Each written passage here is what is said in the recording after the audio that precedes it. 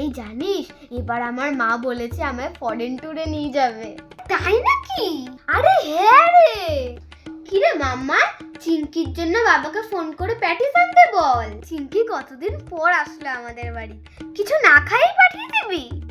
না না আন্টি, আমি খাবো না।